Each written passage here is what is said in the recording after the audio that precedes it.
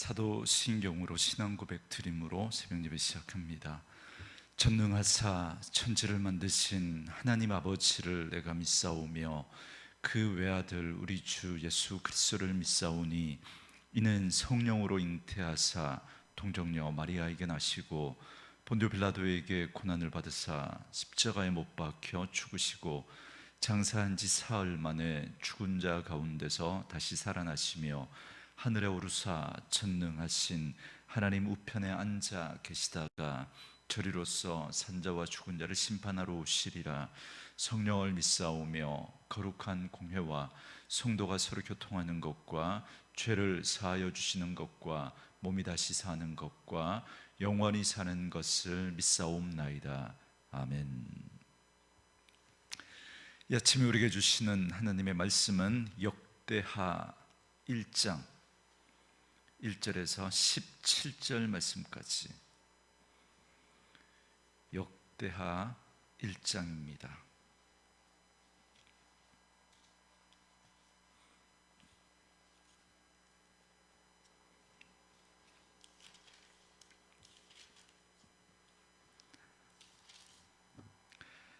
(1절부터) 17절 말씀까지 우리 말씀 찾으셨으면 한 목소리로 같이 읽습니다. 다윗의 아들 솔로몬의 왕위가 견고하여 가며 그의 하나님 여호와께서 그와 함께 하사 심히 창대하게 하시니라. 솔로몬이 온 이스라엘의 천부장들과 백부장들과 재판관들과 온 이스라엘의 방백들과 족장들에게 명령하여 솔로몬이 온 회중과 함께 기브온 산당으로 갔으니 하나님의 회막 곧 여호와의 종 모세가 광야에서 지은 것이 거기에 있음이라. 다윗이 전에 예루살렘에서 하나님의 궤를 위하여 장막을 쳐두었으므로 그 궤는 다윗이 이미 기럇 여아림에서부터 그것을 위하여 준비한 곳으로 메어 올렸고, 옛적에 훌의 손자 우리의 아들 부살렐이 지은 놋제단은 여호와의 장막 앞에 있더라. 솔로몬이 회중과 더불어 나아가서 여호와 앞 곧 회막 앞에 있는 놋제단에 솔로몬이 이르러 그 위에 1000마리 희생으로 번제를 드렸더라. 그날 밤에 하나님이 솔로몬에게 나타나 그에게 이르시되 내가 네게 무엇을 주랴 너는 구하라 하시니, 솔로몬이 하나님께 말하되 주께서 전에 큰 은혜를 내 아버지 다윗에게 베푸시고 내가 그를 대신하여 왕이 되게 하셨사오니 여호와 하나님이여 원하건대 주는 내 아버지 다윗에게 허락하신 것을 이제 굳게 하옵소서.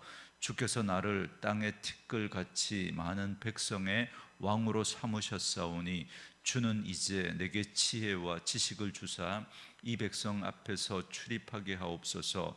이렇게 많은 주의 백성을 누가 능히 재판하리이까 하니, 하나님이 솔로몬에게 이르시되 이런 마음이 네게 있어서 부나 재물이나 영광이나 원수의 생명 멸하기를 구하지 아니하며 장수도 구하지 아니하고 오직 내가 네게 다스리게 한 내 백성을 재판하기 위하여 지혜와 지식을 구하였으니, 그러므로 내가 네게 지혜와 지식을 주고 부와 재물과 영광도 주리니 네 전의 왕들도 이런 일이 없었거니와 네 후에도 이런 일이 없으리라 하시니라.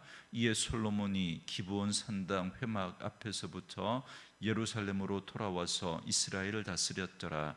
솔로몬이 병거와 마병을 모음에 병거가 1400대요 마병이 12,000명이라. 병거성에도 두고 예루살렘 왕에게도 두었으며 왕이 예루살렘에서 은금을 돌같이 흔하게 하고 백향목을 평지에 뽕나무같이 많게 하였더라. 솔로몬의 말들은 애굽과 구외에서 사들였으니 왕의 무역상들이 때로 값을 정하여 산 것이며, 애굽에서 사들인 병거는 한 대에 은 600세겔이요 말은 150세겔이라. 이와 같이 헷 사람들의 모든 왕들과 아람 왕들을 위하여 그들의 손으로 되팔기도 하였더라. 아멘. 오늘은 함께 읽으신 역대하 1장 1절에서 17절 말씀을 중심으로 섬김의 지혜라는 제목의 말씀으로 잠시 은혜를 나누도록 하겠습니다. 오늘부터 매일 성경 순서에 따라서 역대하 말씀을 함께 나누도록 하겠습니다. 여러분, 이스라엘 왕들, 열왕들에 대한 역사는 역대상하, 우리가 살펴보고 있는 이 역대하 말씀이 역대상하 말씀에도 나오지만 열왕기 상하 말씀에도 나옵니다. 그래서 처음 성경을 읽으면 열왕기 상하에서 이스라엘 왕들에 대한 이야기가 나왔는데, 또 역대기에 보니까 또 그 왕들에 대한 이야기가 또 막 나오면서 이게 막 뒤섞여 있으니까 이게 뭐가 무슨 이야기인지 헷갈릴 수가 있습니다. 같은 이스라엘 열왕들에 대한 역사를 기록하고 있지만 그 역사를 기록하고 있는 관점이 서로 다릅니다. 여러분, 같은 역사이지만 어떤 관점에서 보느냐에 따라서 완전히 다르게 보일 수가 있습니다. 그래서 열왕기 상하 말씀은 어떤 말씀이냐면, 이스라엘 백성들이 나라를 잃고 나라가 망하고 성전마저 무너지고 그들이 바벨론의 포로로 끌려갔습니다. 그들에게는 큰 의문이 있는 거죠. 어떻게 하나님의 백성이 이방, 하나님을 섬기지 않는 이방 나라에게 망할 수 있는가? 어떻게 성전이 그렇게 이방의 그 사람들에게 무너져서 비참하게 말발굽 아래 밟힐 수 있는가? 어떻게 하나님의 백성이 포로로 끌려갈 수 있는가? 여기에 대한 의문이 있었습니다. 그래서 열왕기 상하의 말씀은 왜 그들이 나라가 망하고 성전마저 무너지고 바벨론의 포로로 끌려갈 수밖에 없었는지 그 이유를 밝히는 책이 열왕기 상하입니다. 그러니까 뭐에 대한 이야기냐면, 이스라엘이 하나님을 떠나 우상을 섬기고 범죄한 것에 대한 그 죄를 찾는 것이죠. 그래서 열왕기 상하에 보면 죄에 대하여서 포커스를 맞춥니다. 그래서 열왕들이 잘못한 다윗의 길로 행하지 않고 여로보암의 길로 행하면서 죄를 지었던 그 죄에 대하여서 이야기를 하고 있는 책이 열왕기 상하입니다. 반면에 역대상하 말씀은 어떤 말씀이냐면, 그렇게 바벨론에서 포로 생활을 하고 다시 그 예루살렘으로 돌아와서 이스라엘로 귀환해서 성전을 건축하고 이제 다시 나라를 회복해야 될 이스라엘 백성들에게 어떻게 하면 다윗 시대와 같이 다시 하나님의 나라를 회복할 수 있는가,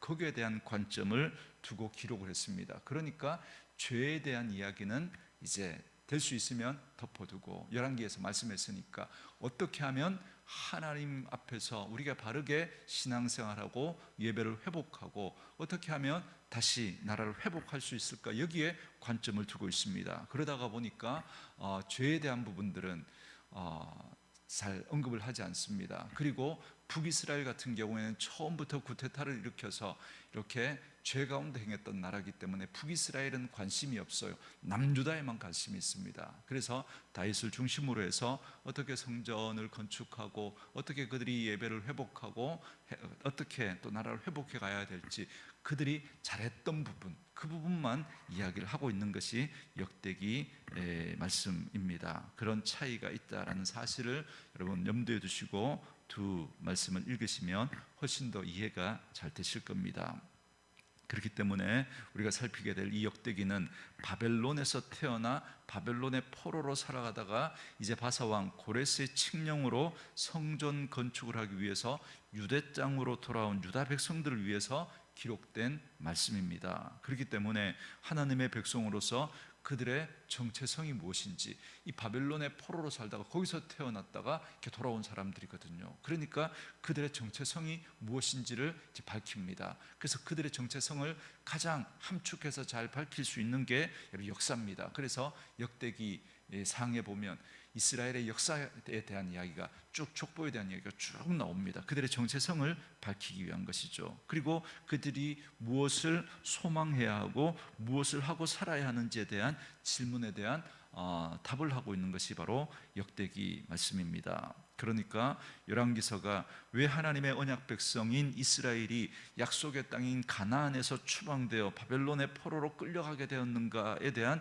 질문과 그 질문에 대한 답이 그들의 범죄 때문이다라고 하는 것을 밝히면서 반성을 목적으로 그렇게 역사를 돌아보았다면, 역대기는 어떻게 하면 하나님과 바른 관계를 맺고 약속의 땅에서 회복과 안식을 누릴 수 있는가, 이걸 살피고자 하는 목적으로 역사를 되짚어보고 있습니다. 그렇기 때문에 열왕기 말씀처럼 조상들의 죄와 허물을 부각시키는 것이 아니라 그들이 하나님을 예배하고 하나님의 말씀에 순종하여 율법과 절기를 지켰던 일들에 초점을 맞추어서, 그들이 하나님 앞에서 잘했던 부분, 그 부분에 초점을 맞추어서 기록하고 있습니다. 그렇게 할 때 다시 이스라엘이 회복될 것을 말씀하고 있습니다.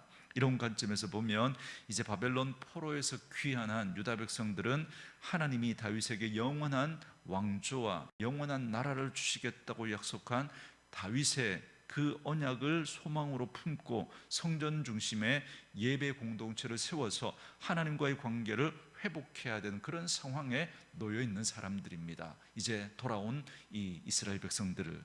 그러니까 그렇기 때문에 역대기의 역사는 북이스라엘이 아닌 다윗의 후손이 다스렸던 남유다를 중심으로 기록이 되어 있고, 성전 건축을 준비한 다윗과 성전을 건축한 솔로몬, 그리고 제사장의 역할과 족보에 대한 내용들이 많은 분량을 차지하고 있습니다. 이런 맥락에서 이제 역대하는 다윗의 아들 솔로몬의 통치를 시작하는 부분으로 이제 역대하 말씀이 시작됩니다. 솔로몬은 가장 이상적인 왕으로 기록되어 있으며 성전 건축가로서의 역할이 강조되어 있습니다. 솔로몬은 이스라엘의 영웅이자 성전 건축을 준비하고 하나님께 다윗의 언약을 받은 다윗의 후계자로서 이스라엘 역사에서 가장 영광스럽고 풍요로운 시기에 통치를 시작했습니다. 그래서 오늘 본문 1절 말씀처럼 솔로몬의 왕위를 위협하는 그런 모든 위협 요소들이 이제 제거되었고, 여호와 하나님께서 솔로몬과 함께 하시면서 그의 왕위를 높이 세우셨다라는 말씀을 이야기해 주고 있습니다. 그리고 이어지는 2절부터 6절 말씀에 보시면, 왕위에 오른 솔로몬은 온 이스라엘의 천부장과 백부장들, 재판관들과 관리들, 각 지파의 지도자들에게 명령을 내려서 회중을 모으게 하고 그들과 함께 기브온에 있는 산당으로 갔습니다. 기브온에는 여호와의 종 모세가 광야에서 지은 하나님의 회막, 그러니까 성막이 있었습니다.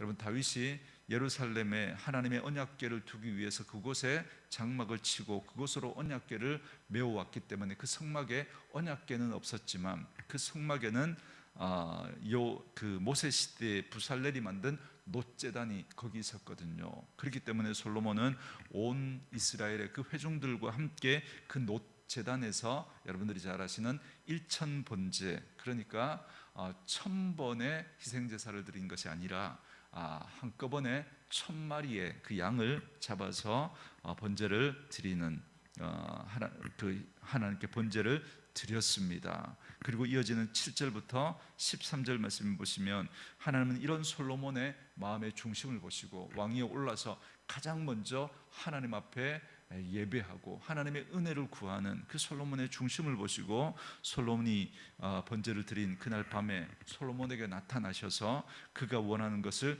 구하라라고 말씀하십니다.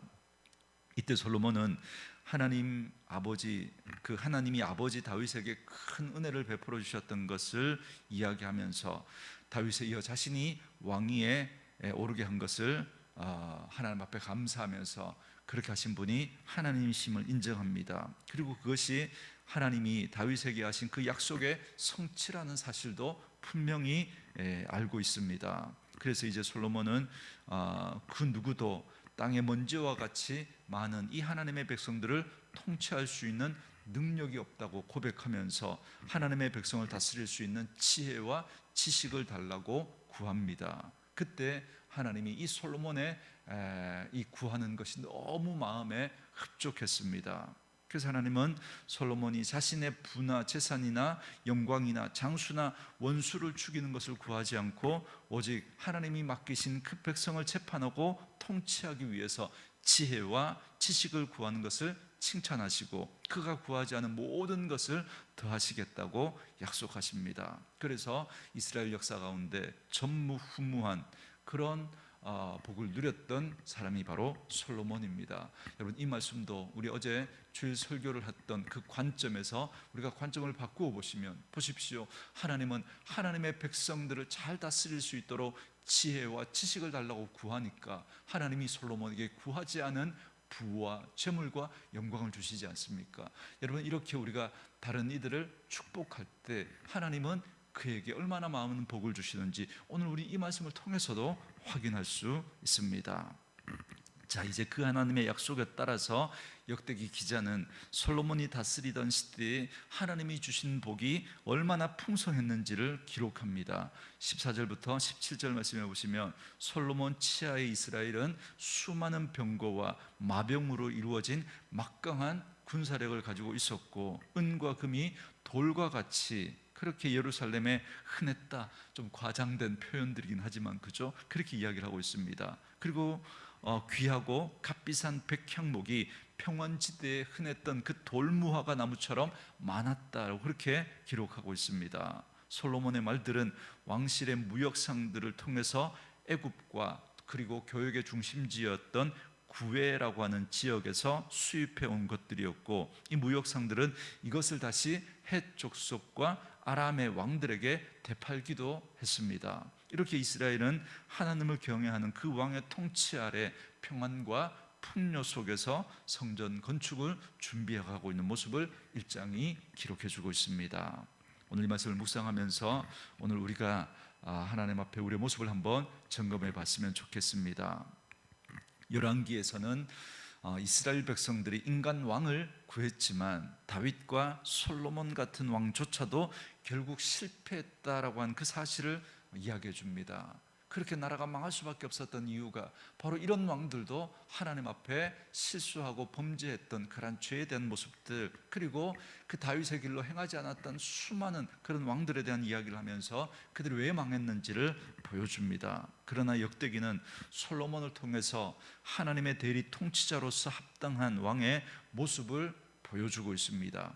이상적인 인간 왕은 자신과 그 나라에 주어진 모든 복과 권세가 하나님으로부터 온 것이다 라고 하는 이 사실을 기억하고, 그리고 하나님과의 약속이 성취되었다라는 사실을 인정하는 모습을 보여줍니다. 그러니까 내가 왕이 있지만 내 위에 진짜 왕은 하나님이시다라는 걸 인정하며 살았다는 것입니다. 여러분, 우리도 마찬가지입니다. 오늘도 우리가 이 땅을 살아가지만 이것이 내가 열심히 해서 내가 노력해서 얻은 것이 아니라 하나님이 나를 사랑하시고 하나님 내게 은혜를 베풀어 주신 것이다라는 것을 인정하고, 우리의 삶의 모든 영역에서 그 하나님의 하나님 되심을, 그 하나님이 내 삶의 주인 되시고 왕 되심을 고백하는 그런 모습이 있어야 함을 말씀해 주고 있습니다. 그래서 우리가 하나님 앞에 합당한 영광을 돌려드리고, 오늘 솔로몬이 1,000번제를 드렸던 것처럼 하나님의 은혜가 아니면 나는 하나님의 사람으로 하나님이 내게 맡겨주신 그 일들을 감당할 수 없습니다라고 하는 겸손한 마음으로 하나님 앞에 복을 구하는 그 자세가 필요합니다. 여러분, 기복은 너무너무 우리가 하나님 앞에서 가져야 할 기본적인 신앙의 자세입니다. 기복주의는 나쁜 거죠. 여러분, 기복주의는 나쁘지만 기복은 늘 말씀드리지만 나쁜 게 아니죠. 기본적으로 우리가 가져야 할 태도죠.